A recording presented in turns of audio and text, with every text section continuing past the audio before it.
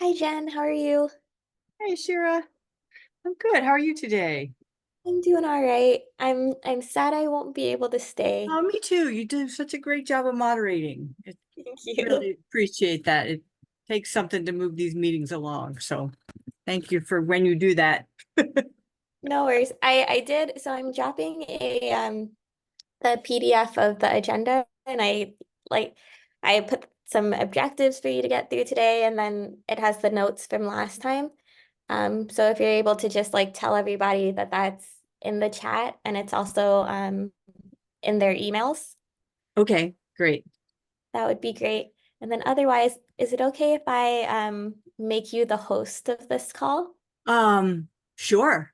You don't have to do anything except just don't hang up. And then just, Okay, I can as long handle as you don't that. hang up, That's then that's everything my should level be of technology. okay. I'm gonna make don't hang up. I'm writing it down right now. Don't hang up. All right, we're good. All right. Thank you so much. I'll see you at the next meeting. Okay, thanks for setting this up. Bye. No worries. Bye.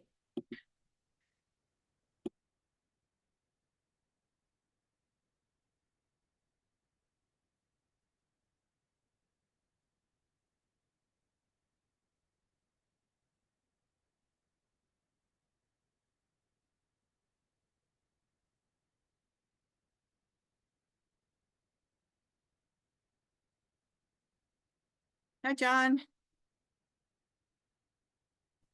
Hi, how are you? I'm good. I don't know why this thing keeps on dropping my name every time I open it up.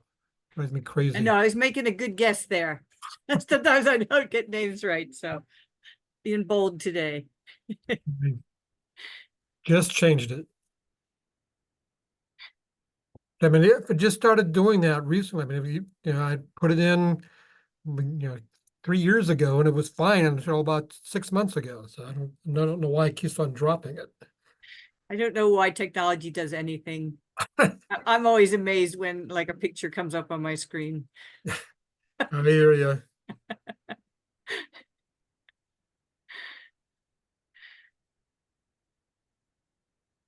So Ashira had to leave. She said as the host, all I had to do was not hang up. Right.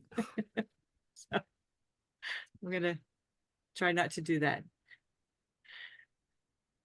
And she did say she put the agenda in the chat. Yeah. I just printed it off. I've got it in front of me. Oh, good. That's a good way to do it.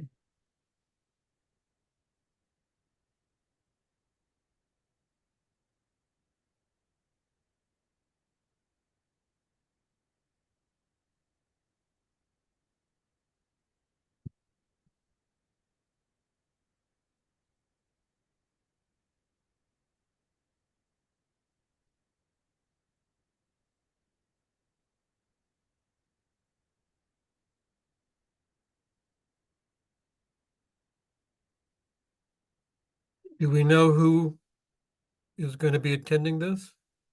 Um, I I don't know. I think I just saw I tried to let everybody in, so um don't know if that's part of my duties. I thought I saw Emily. There we go. I think I find out. I'm going to admit.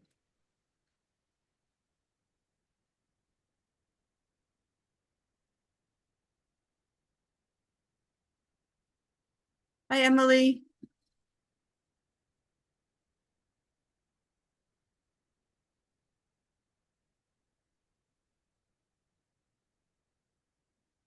Hi everyone, can you hear me okay? Yep. Yeah, Awesome. Just took a moment for my audio to connect. I was on when Shira was on. And she just wanted me to remind everybody that she put the agenda and objectives in the chat. So, And since I'm host, I'm trying to make sure I've let everybody in that's trying to get in. So I'll keep an eye on that.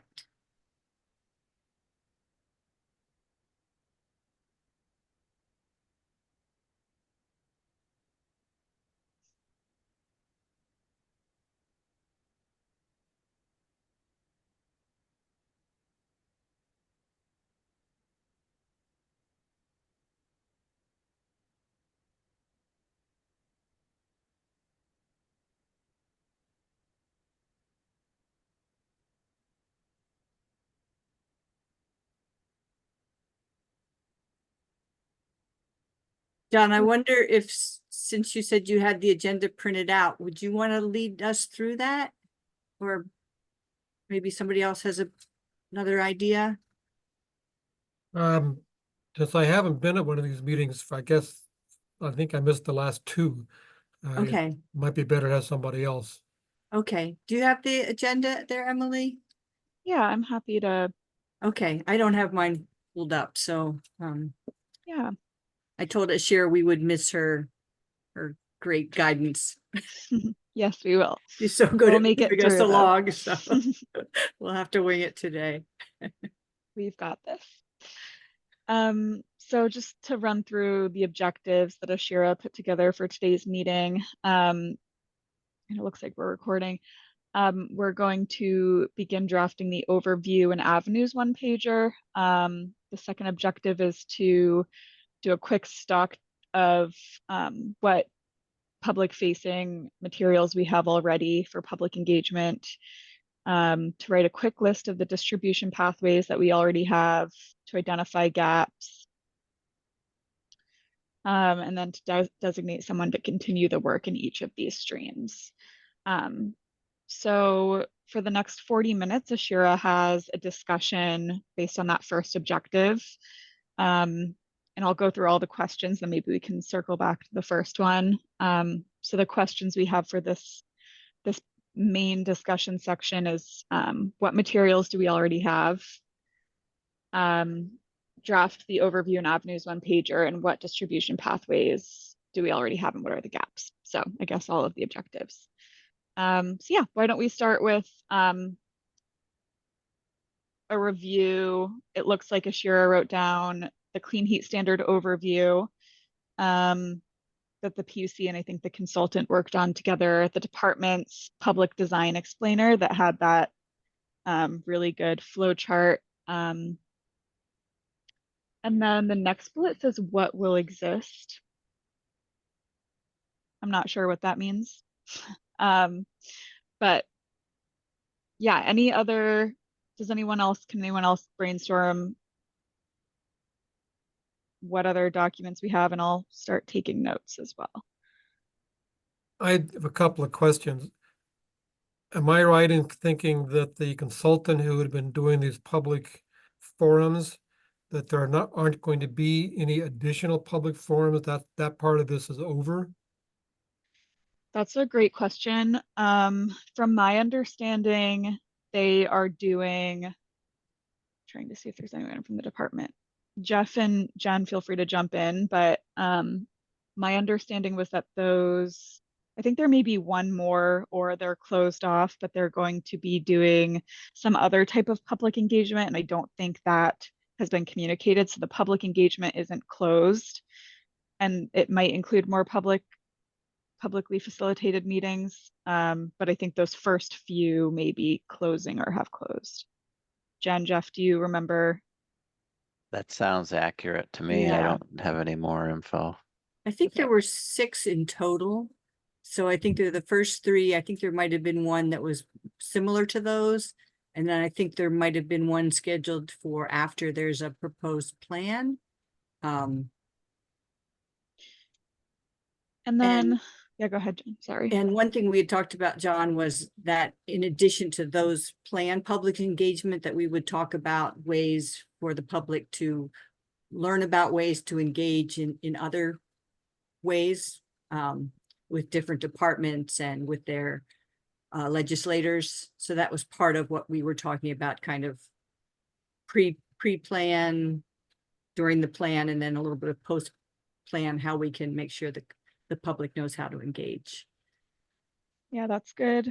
Good context. And just to add on to that, the last meeting we had, John, where I think you were out, we had a discussion with the PUC and basically just asked the question, what do you need and what's possible, so that we're not recommending public engagement that the PUC doesn't have the time, funding, or capacity for between now and 2025. So the answer to that was what those objectives are, starting some public engagements that this group is going to help work on with the PUC, in the form of like public public facing documents. And the first one is going to be this basically like a overview and how to engage with the Clean Heat Standard one pager. So like a one page that has really brief overview of the Clean Heat Standard, maybe some links to some resources, and then the rest of the page is going to be, here is how you're going to be able to engage with the Clean Heat Standard. This is the process for public engagement. Right. I mean, that sounds perfect. I mean, that's kind of what I was going to suggest, that at least from my point of view, what I do with the Central Vermont Council on Aging, and I do represent all of the AAAs in that respect on this particular committee. There are something like 42 different meal sites around the state for Meals on Wheels and congregate meals. The one pager that you were just describing could fairly easily be distributed through those 42 sites, either at the congregate meals themselves or as an insert in the meals being delivered to the clients who use those meal sites. And I'm sure that I could probably take the responsibility to get that one pager when it's ready and get it distributed through that mechanism. That's great. Maybe we continue along that lines of existing pathways to distribute information. Does anybody have a pathway, just like John was mentioning, that they know exists or that they have connections to? Certainly through the community action agencies, there could be ways. I know a lot of times there's requests to put something on Front Porch Forum through community action agencies. There's also, you could have them in the front, office of everybody's, of each of the agencies. Could also, through the three public transportation organizations in the state, Green Mountain Transit, Rural RCT, Rural something Transit, I came up with a C, remember, and Tri-Valley Transit. They obviously provide a lot of subsidized trips and actually have volunteer drivers who will, outside of their buses, will take people to whether medical appointments or what have you. I think you probably could get a bunch on those buses and in those available to those volunteer drivers, and get the word out that way too. It's a great idea. And again, I could probably take that on since we have direct connections with all three of those agencies, or through all three of those transit companies. Great. I think too, what should be included is some translated materials. I don't know that they have to be distributed, but a place where someone could access them, whether it's PUC or a place where you could go for the one pager, but in translation. We have I think 12 different languages now with the Office of Racial Equity at CVOEO, and the community ambassadors can do translations, which would be helpful to have that. I think that we've definitely asked the PUC to do some look into translation, so that might be a check-in either at the EAG or next time we have a public engagement meeting and the PUC is here to just see, because I think that we did share that CUVOEO has done that in the past, so that's a good reminder. Great. Any other pathways before we maybe think about the overview and how to engage with the Clean Heat Standard one pager? Who is actually going to prepare this one pager?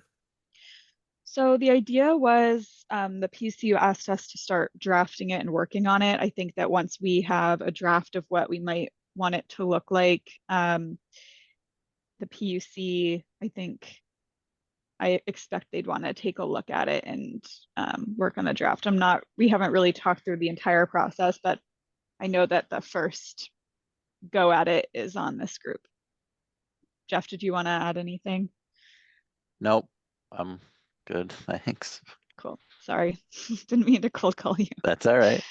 Um, cool.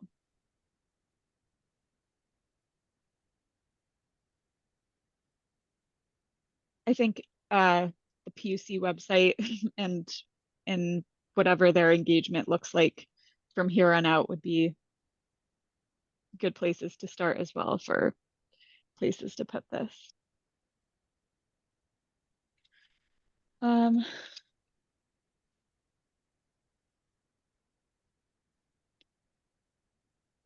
Another question that we have are what are the gaps in distribution pathways that exist?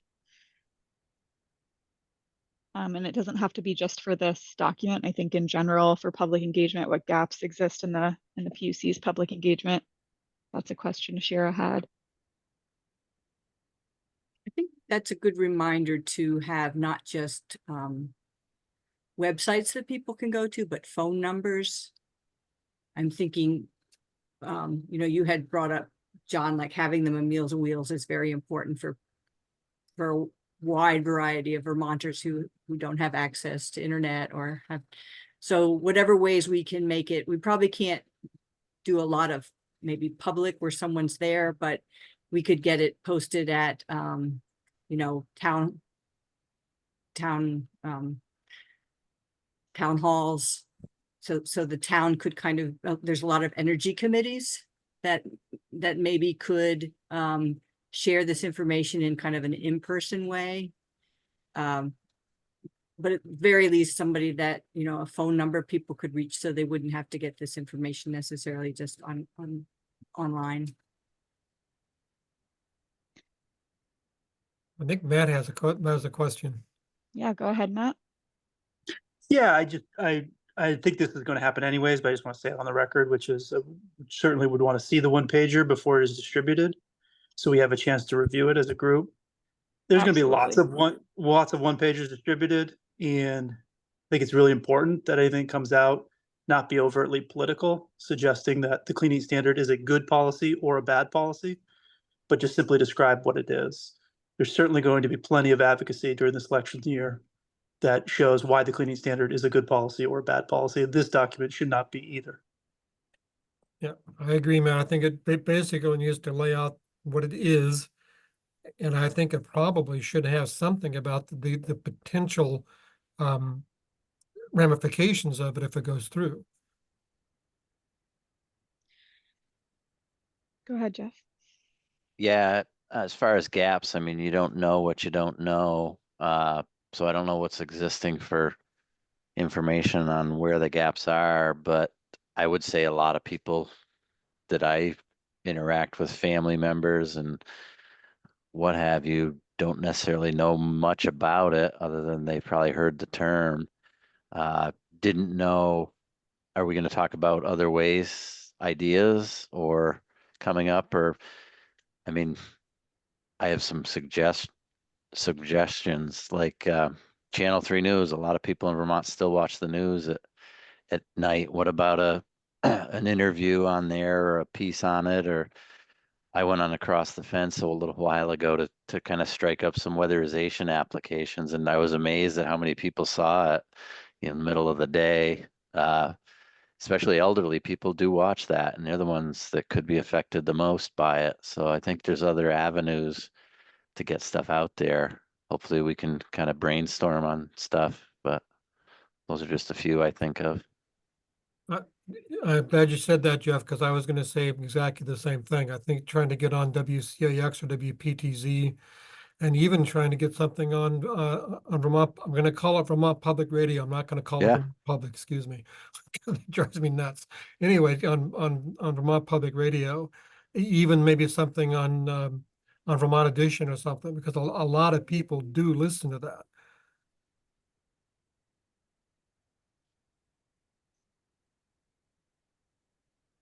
Great. Any other gaps? And just to touch on Matt's point, well, definitely this is going to go through, I think, many iterations of review between the EAG and the PUC. So the group will be aware of this document. This is just starting to talk about it. And I hear that point from Jeff and John and Matt on editorializing the clean heat standard and just sharing what we know. Yep. I have that down in the notes. Yeah, any other gaps before we start talking about a starting discussion on what the structure of this document might look like?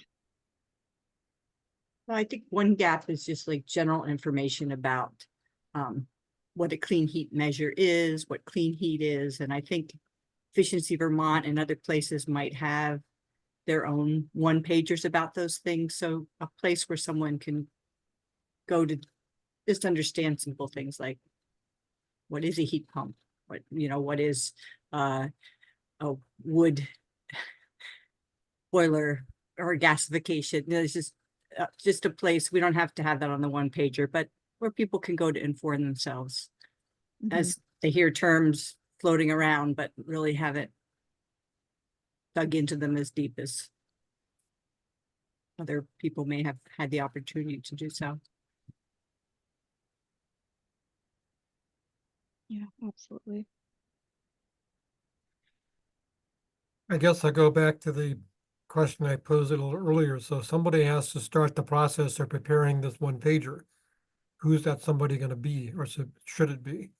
That's the PUC asked that to be us right now. So once we finish up this, which it sounds like we're finishing this discussion up about what gaps exist in terms of distributing education materials, we're going to start talking about what we want on this one pager and how it's going to be focused about how the public can engage in the PUC and what are the appropriate pathways for that. So we're going to start doing that now. And then once we start thinking about what the structure is, I think we'll continue to work with the PUC and getting feedback from the EAG. So I think it's going to be a collaborative effort between this small group right now and the PUC, and we'll start working on it right now.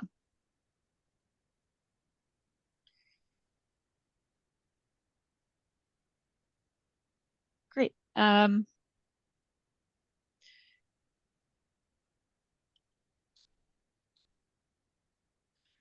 So we did talk about in the last meeting, this one pager having a section in the beginning that has an overview. I know Matt just touched on keeping it what we know and staying away from editorializing and having political viewpoints of the clean heat standard. How much do we want to include? It seems like a overwhelming task to take the clean heat standard and all its moving pieces and the complexities of it and having a really like a third of a page describing it. So does anyone have any thoughts about what that beginning introduction part of this document looks like before we get into the main piece, which is how the public should engage with the clean heat standard? Is that like a paragraph? Is that links to the PUC website? Does anyone have any think thoughts? it should be a simple explanation of kind of how we got here, right? That and what we're kind of charged with, what the act says. We're studying something and what it's kind of designed to do, but more of a historical where we are now, because we don't really have the plan. That's kind of what we're charged to do. So I don't think we should editorialize too much on even what the effects will be or what, because we don't know, but more, this is where we are, this is what we're doing, this is what clean heat standard means. And then that what we're trying to do is to get people to input their feelings on what we're trying to do. But it seems to me that you need to do three. You need to talk about what is it. You need to talk about why is it. Why is it even being contemplated, and how is it going to affect people? Those are the three, or the potential effects, to put it that way. I mean, if you answer those three questions, then you can go into, if you have input, if you want more information, whatever, that's what the bottom part of that one page would cover.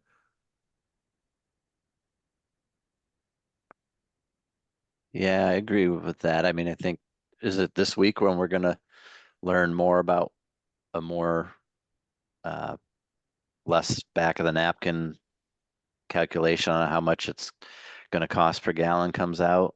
Uh, but also, I guess one of my questions is, there's a lot of details we don't know that are being developed. I guess it also has to be a living document that can be updated as we go along, but definitely I think it needs to talk about the effects. Otherwise people, I mean, you only have interest in things, a lot of things unless it affects you or appeals to you. So I think it's got to have some details on what it means to what will it mean to you? No, I agree completely, Jeff. I mean, in essence, that's what it all kind of boils down to. And Yep, if you can't see, or if you're not told how this might be personally affecting you, you're probably not going to have, a whole lot of interest in it. But I right. do think that, as you said, if it comes out today, this week, what the more robust analysis of what it's going to do to the cost of fuel, I think that's an important issue. I think Hmm. it's important to be able to address, issues of, um, what are the potential costs if you do decide to get rid of your oil burner and put in a heat pump? What are those, what do those things mean from a dollars and cents point of view? You don't necessarily have to editorialize whether this is something you should or shouldn't do, but these are the facts of the matter, and you make your own decision. Definitely. I think we can point out the categories of rules that we're working on.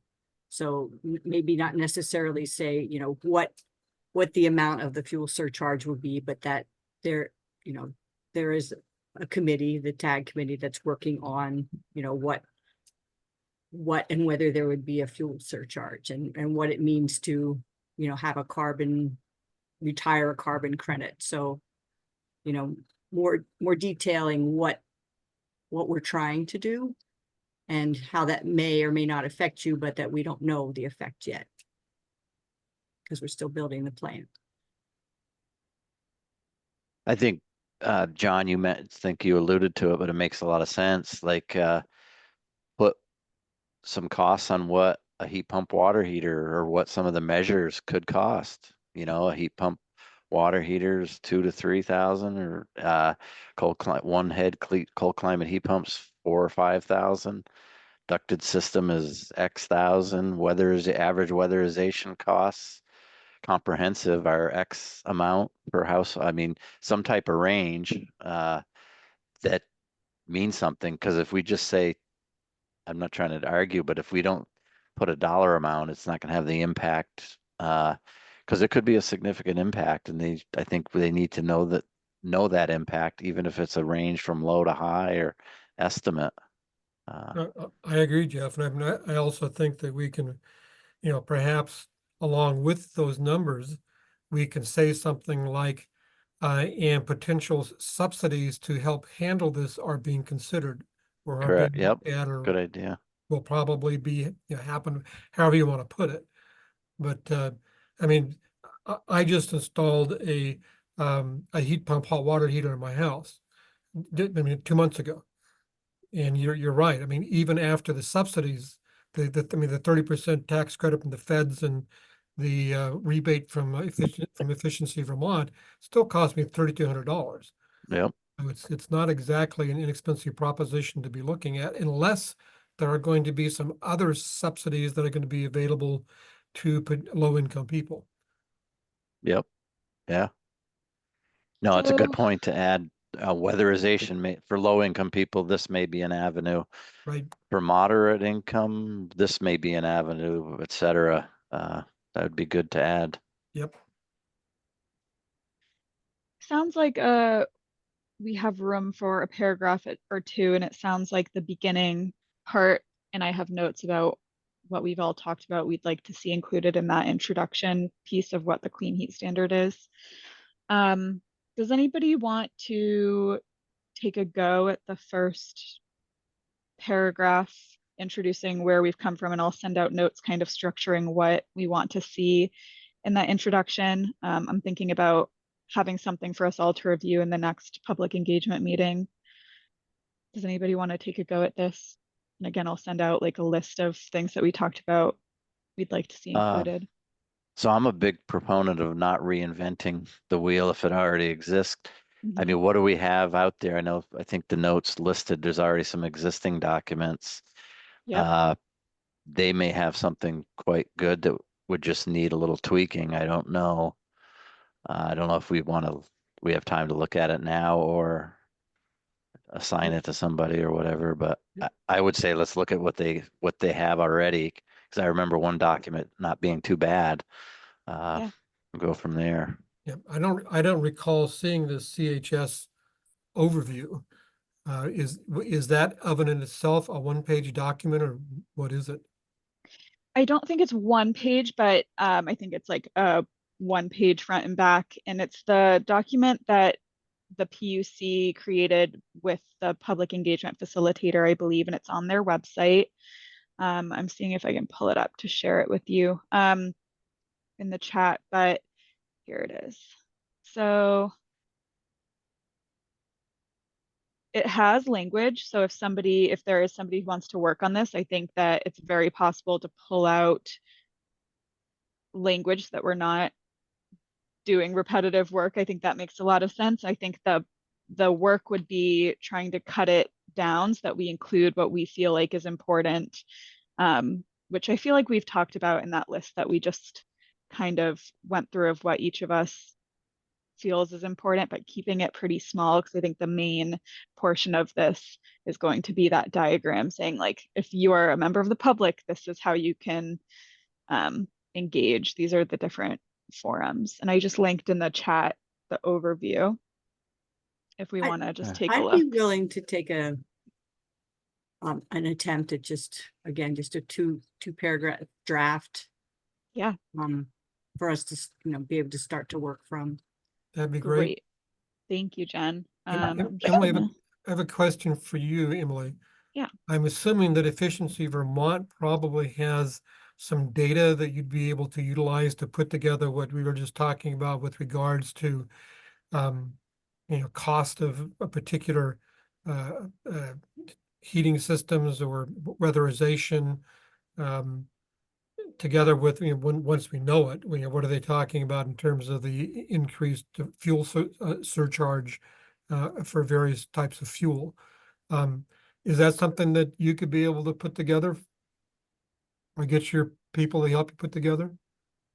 Yeah, can you clarify what type of data? We worked with Efficiency Vermont worked with Rewiring America, and we do have like a calculator that can help you identify what different incentives are out there. It's basically, and I can share that in the chat as well. I just don't think are you looking for like weatherization and heat pumps and hot water, the costs of those, or are you looking for like new data, what will change I guess under? what I would be looking for is, uh, for an average size home and whatever that means these days, to install a heat pump the range is going to be, 5,000 to 30,000. To put in a heat pump, hot water, domestic hot water system is going to be 3,000 to 5,000. Those sorts of things. I mean, I know what I've heard, I know what I've read, but it'd be nice if there were a more official source of that kind of information. We absolutely, from my knowledge, I think that knowledge is public, and I can send an email with all of those like overview documents and that calculator again that I think you can put in the size of your house, and the calculator can, and what system you're looking at, like a hot water, a heat pump, That'd be great. I think and then that would be it'll, extremely useful. yeah, and it can give you, I think, contractors and costs and all of that. So I can send an overview email with that after this. I just pulled up the DPS, well, it's Public Utility Commission, I guess, overview of the clean heat standard. Mhm. It looks pretty good to me. There, a lot of it's Yeah. frequently asked questions, but Mhm. it seems pretty good that Jen, you probably could steal some stuff from there. Yeah, definitely. Um, And I think we can probably, and forgive me if I'm wrong, but it seems to me, if that one page to me means one page, two sides. We don't have to limit Yeah. it all to just one side of a piece of Right. paper. might turn out to be that, yeah. Yeah. We also don't want tiny, tiny font. No, Mhm. My Um, one recommendation, oh, sorry, Jen, go ahead. Oh, I just realized I won't be at the meeting on August 6th, but I can get something out to everybody, and I don't need to be there. Awesome. Thank you for offering to do that. Sure. And we can also move it if you'd like the meeting, but no worries. If not, we can touch base with Ashira later. My one recommendation for the 2-pager would be, if we're going to do like one page of like a clean heat standard overview, is to not, I think it just wouldn't be helpful to repeat that 1-pager that exists in the clean heat standard website, the PUC website. So if we're going to do that much overview of the clean heat standard, I would want to ask the question of like, what additional information are we sharing, or how does this differ from that yeah. clean no, heat standard overview that exists? Yeah, I think it can be used as a source of information, not necessarily to do it word for word. Yeah. Yeah, I think we want to make sure it's visually appealing. I think you don't want to cram it with words. Honestly, you're going to lose people. So I think it should be a minimum of information, plenty of links where people can get more information if they want it. And like you were saying, John, like the 3 things that we want to put forth that will draw people in to want to engage, make them curious about it, make it know that it will affect them, and it's not something that they should sit on the sidelines if they have some information they want to share, and that they can be part of the process. So something that really flags it, makes it accessible right from visual, so someone doesn't just pass it by and not engage with the 1-pager itself.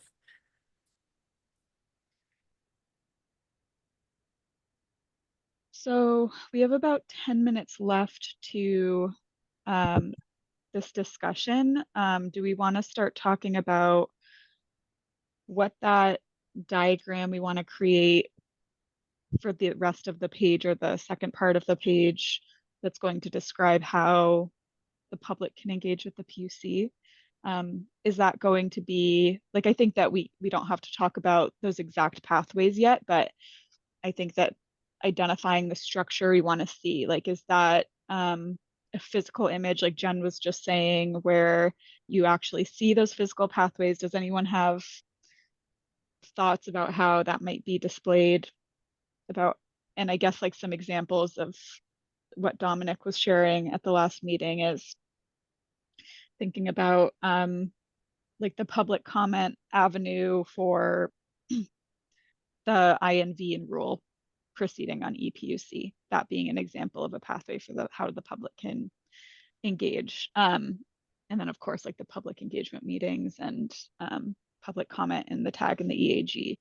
But just thinking about how we might want to start thinking about portraying that on the document. I Is guess I there, don't, I'm sorry, go ahead, Jeff. no, I was just gonna say, well, I guess I don't know what they all are, but listing them in a concise, plain language manner, I guess. I don't know what they all are. I don't remember Dominic's example that you mentioned, so apologies there. Is there now, or could there be put together a sort of clearinghouse, I guess might be a good way of putting it, where somebody wanted to make a comment on this, they could go to an email address somewhere and make that comment, leave that comment there? I think that we'll have to check in with the PUC on that, but my understanding is that it has to be through EPUC, but I think maybe we can link like how to navigate. I think that there's a document about how to navigate PUC, and maybe that's something that we add, is like, these are the step-by-step instructions with images. This is what you click to add a comment to EPUC. I just think we have to be careful. I mean, if we're gonna, I think this document, this 2-page or whatever we're gonna calling it, needs to have specific places where people can go to leave comments. And, as we've seen at the, the large group meeting, there's hardly ever anybody there that's from the public, for good reason. Most people don't even know about it. And so I don't think that's a particularly good avenue to, I mean, you can make it available as one place they could go. But I think there needs to be something a little easier to do. As I said, if we're going to an email address somewhere, or what they may be housed with the PUC or somewhere else, that allows them to actually leave a statement or ask a question. Maybe both of those things. And these, unless things have happened differently since the last time I heard about how these public engagement meetings were going, there haven't been a whole lot of people showing up for those things. So I'm not sure we can consider that to be a particularly robust way to get feedback. Maybe, would it be helpful if my homework, like Jen's, is before the next meeting, to write a list of like every pathway the public can work on the PUC now, and then the next meeting we can see like what the gaps are and maybe what recommendations are, and that could be separate. And then we can start thinking about what we might actually put in the document. Just some like ground sourcing. I know I mentioned an example, but we don't have them all on the top of our heads right now. Would that be helpful? I think it'd be extremely Yeah. helpful. Be helpful. And also, I think we could make recommendations on other pathways that we're seeing gaps. For instance, if we're going to take this kind of beyond our planning into being able to contact your legislator, I think we wanted to take it beyond the planning into how you can also weigh in next year when people are voting on it.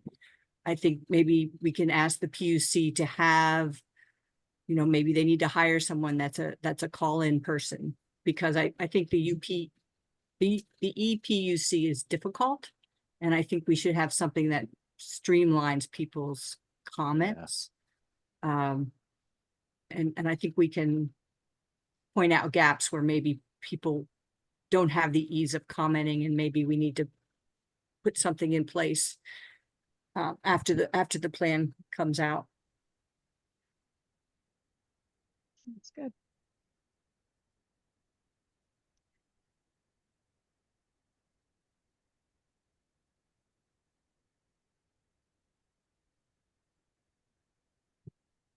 Okay. Any other general thoughts on this part of the discussion, in terms of what we have for public engagement, this 1-pager that we're working on, and action items on this for the next meeting?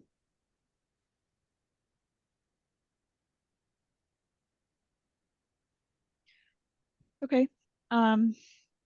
So for the next 10 minutes, Ashira wrote comments. I'm not really sure if that was supposed to be public comment. I assume as much. Great. I will open it up to public comment then.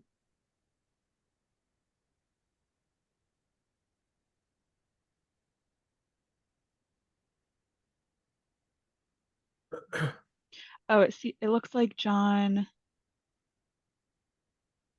Hey, Jen, is there anybody in the waiting room?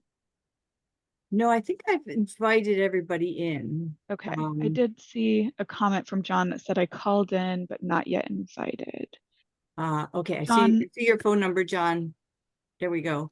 Hopefully that fixed it. we'll let John have a moment. Hello, I'm John Good. McCormick. Hi, John, go ahead. As I understand it, the Public Utility Commission will provide to TAG on Thursday a first cut on likely credit costs, and that information should definitely be included in the 1-pager. Agreed. Heard.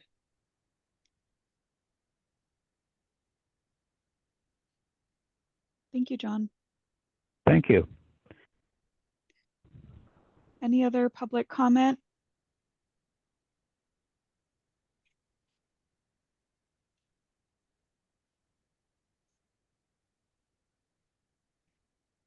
All right, I will close public comment then. So the next item before we close is to prepare a summary to share with the EAG and to designate a speaker. I did take notes, so I'm happy to just share the notes unless anyone else would rather share an update. I nominate Emily. Thank you, Second. Emily. No problem. All right. It looks like we have covered everything we need to. Does anyone have anything else since we have some free time, or should we take a couple minutes back for the EAG meeting? Sounds good. Sounds good to me. Awesome. Okay. Well, thanks All everyone. right. Thanks Talk for to Thank you you, leading us, Emily. Emily. Great job. Bye. Everyone.